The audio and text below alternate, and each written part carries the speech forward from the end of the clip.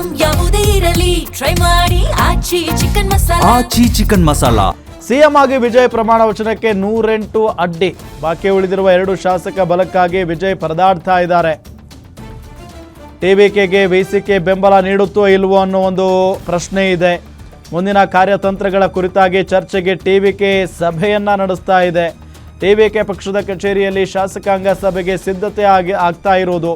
TVK ಪಕ್ಷದ ಎಲ್ಲ ಶಾಸಕರು ಭಾಗಿಯಾಗೋದಕ್ಕೆ ಸೂಚನೆಯನ್ನ ನೀಡಲಾಗಿದೆ. ಟಿವಿಕೆ ಮ್ಯಾಜಿಕ್ ನಂಬರ್ ತಲುಪದೇ ಇದ್ರೆ ಏನ್ ಮಾಡಬೇಕು? ವಿಸಿಕೆ ಪಕ್ಷ ಟಿವಿಕೆಗೆ ಬೆಂಬಲ ನೀಡಲು ಒಪ್ಪದಿದ್ರೆ ಮುಂದೇನು? ಒಂದು ವೇಳೆ ಡಿಎಂಕೆ ಮತ್ತು ಎಐಎಡಿಎಂಕೆ ಸರ್ಕಾರ ರಚನೆಗೆ ಮುಂದಾದರೆ ಹೇಗೆ? ಎಲ್ಲ ವಿಚಾರಗಳ ಕುರಿತಾಗಿ ಸಮಗ್ರ ಚರ್ಚೆಗೆ ವಿಜಯ್ ಮುಂದಾಗಿದ್ದಾರೆ. ಶಾಸಕಾಂಗ ಪಕ್ಷದ ಸಭೆಯಲ್ಲಿ ಅಂತಿಮ ತೀರ್ಮಾನವನ್ನು ಕೈಗೊಳ್ಳಲಿದ್ದಾರೆ ವಿಜಯ್. ಸಿಎಂ ಆಗಿ ವಿಜಯ್ ಪ್ರಮಾಣ ವಚನಕ್ಕೆ 108 ಅಡ್ಡಿ ಉಂಟಾಗ್ತಾ ಇರೋದು ನಾವು ಗಮನಿಸ್ತಾ ಇದ್ದೀವಿ. ಬಾಕಿ ಉಳಿದಿರುವ 2 ಶಾಸಕ ಬಲಕ್ಕಾಗಿ ವಿಜಯ್ ಪರದಾಡ್ತಾ ಇದ್ದಾರೆ. ಟಿವಿಕೆಗೆ ವಿಸಿಕೆ ಬೆಂಬಲ ನೀಡುತ್ತೋ ಇಲ್ವೋ ಅನ್ನೋ ಗೊಂದಲದಲ್ಲಿದ್ದಾರೆ ವಿಜಯ್. ಮುಂದಿನ ಕಾರ್ಯತಂತ್ರಗಳ ಕುರಿತಾಗಿ ಚರ್ಚೆಗೆ ಟಿವಿಕೆ ಸಭೆಯನ್ನು ನಡೆಸ್ತಾ ಇದೆ. ಸ್ವಲ್ಪ ಅವರಿಗೆ ಈಗ ರಾಜಕೀಯ ಹೊಸದಾಗಿರೋದ್ರಿಂದ ಏನು ಎತ್ತ ಅನ್ನೋದರ ಬಗ್ಗೆ ಗೊತ್ತಿಲ್ಲ. ಸೊ ಹಂಗಾಗಿ ಎಲ್ಲ ಶಾಸಕರನ್ನ ಕರೆದು ಈಗ ಚರ್ಚೆ ಮಾಡ್ತಾ ಇದ್ದಾರೆ.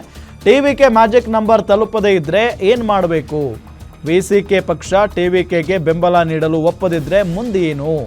ಒಂದು ವೇಳೆ ಡಿಎಂಕೆ ಮತ್ತು ಎಐಎಡಿಎಂಕೆ ಸರ್ಕಾರ ರಚನೆ ಆದರೆ ಹೇಗೆ? ಇದೆಲ್ಲದರ ಬಗ್ಗೆಯೂ ಕೂಡ ಈ ಸಂದರ್ಭದಲ್ಲಿ ಚರ್ಚೆಯನ್ನು ನಡೆಸ್ತಾ ಇದ್ದಾರೆ ವಿಜಯ್ ಅನ್ನೋದು ಗೊತ್ತಾಗ್ತಾ ಇರುವಂಥ ಸಂಗತಿ.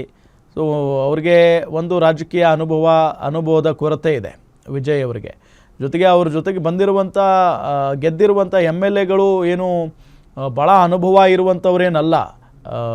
ಅವರು ಗೆದ್ದಂಥ ಸಂದರ್ಭದಲ್ಲಿ ನಾವು ನೋಡ್ತಾ ಇದ್ವಲ್ಲ, ಆಟೋ ಡ್ರೈವರು ಜೊತೆಗೆ ಅವರ ವಿಜಯ್ ಅವರ ಕಾರ್ ಡ್ರೈವರ್ ಮಗ ಇಂಥವರೆಲ್ಲ ಇದ್ದಾರಲ್ಲಿ. ಸೊ ಹಾಗಾಗಿ ಭಾಳ ಅನಾನುಭವಿಗಳಿರೋದ್ರಿಂದ ಕೆಲವೊಂದಿಷ್ಟು ಜನ ಅನುಭವಿಗಳಿದ್ದಾರೆ ರಾಜಕಾರಣದಲ್ಲಿ. ಬಟ್ ಅಂಥವ್ರ ಜೊತೆಗೆ ಈಗ ಮಾತುಕತೆಯನ್ನು ನಡೆಸೋದು, ಏನು ಮಾಡಬಹುದು, ಏನಾಗುತ್ತೆ ಮುಂದೆ?